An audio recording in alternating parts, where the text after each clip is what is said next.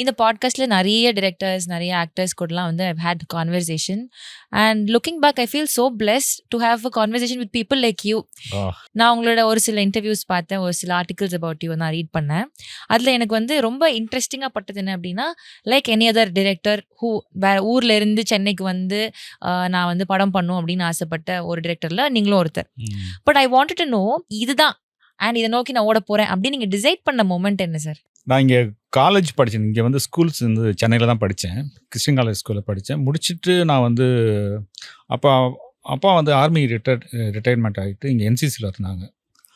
எல்லோரும் மாதிரி ஃபாதரும் வந்து இன்ஜினியரிங் வந்து அப்போ ரொம்ப கஷ்டம். இப்போ மாதிரி இன்ஜினியரிங் ஈஸி கிடையாது. நான் என்னோடய டைம்லாம் வந்து ரொம்ப கஷ்டமான விஷயம் இன்ஜினியரிங் காலேஜ் அப்படிங்கிறது. ஆனால் படித்தா உண்மையிலே பெரிய வேலையெல்லாம் கிடைக்கும். பட் இந்த மாதிரி இப்போ மாதிரி இருக்காது. இன்ஜினியரிங்க்கு ஒரு நல்ல மரியாதை இருந்த ஒரு காலம் அது. ஆனால் அதுக்கு வந்து ரொம்ப மார்க் வந்து ரொம்ப ஸ்கோரிங் இருக்கணும். நான் 48 50% தான் எடுத்தேன் நான் +2ல். ஸோ அதனால் எனக்கு கொஞ்சம் அப்செட் ஆகிட்டேன். எனக்கு இன்ஜினியரிங் கிடைக்கல. அப்புறம் நானாகவே ஒரு கோர்ஸ் செலக்ட் பண்ணி கோயம்புத்தூரில் வந்து ஒரு ஆட்டோமொபைல் இன்ஜினியரிங் கோர்ஸ்க்காக போய் ஜாயின் பண்ணேன். ஸோ அங்கே என்னுடைய லைஃப் வந்து அப்படியே சேஞ்ச் ஆகுது. ஸோ அந்த நான் எடுத்த கோர்ஸ் வந்து ரொம்ப ஒரு ப்ராப்பராக வந்து ஒரு ஒரு ஒரு ப்ராப்பரான ஒரு கோர்ஸ் கிடையாது அது.